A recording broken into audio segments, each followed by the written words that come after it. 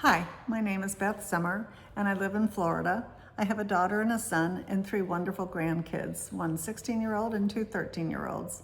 They are all my heart and soul, and thankfully everyone is fully vaccinated. I want to share a story with you about my older brother, Whizzer. In 1954, he contracted polio 1 year before Salk's vaccine, which would prevent polio from spreading worldwide. He was 16 years old, a football standout, enjoying life as a young man on the cusp of an anticipated and exciting future.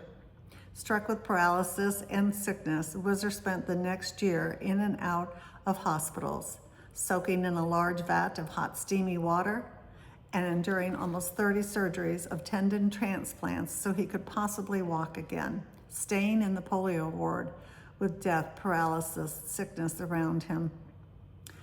He was fortunate. With perseverance and anger at the universe, he was able to walk again with a pronounced limp, a 3-buckled clasp, heavy clunker kind of brace, and crutches. His leg was withered from all the surgeries, and he had the longest zipper stitched scar from the top of his leg to the bottom. My parents and Whizzer argued and yelled often, the fear and the anger of what had happened to our idyllic family life. Indeed, it was a tumultuous time and turmoil was everywhere. I can remember the humiliation he endured when our mother had to help him go to the bathroom. The pain, the screaming. Imagine that indignation. He lost his senior year due to his recovery and missing his school classmates. After a later graduation and a short-lived life in college, he set out on his own with his clunker brace, crutches, and a chip on his shoulder. His resentment fueled his life and his career, family, everything.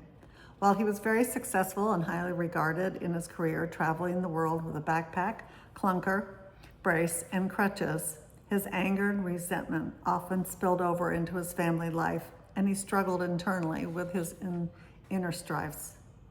As he aged, he started experiencing post-polio syndrome, a progressive condition that plagued polio survivors. Fatigue, muscle weakness, lots of pain.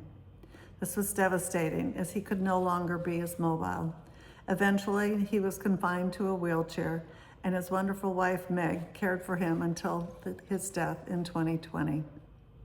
He was 81 years old, and he never imagined that he would live so long with polio. He had 2 wonderful children, 4 wonderful grandchildren and wife. His kids, wife, they're his legacy, but so is his polio. It determined his journey.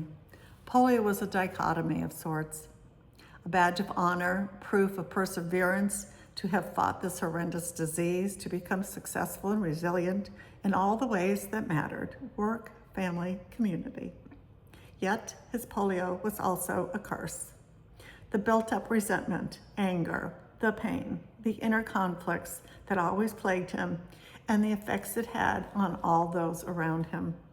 I tell this story to highlight what life was like prior to the vaccine, the polio vaccine, just one of so many vaccines that have been created since the 1950s.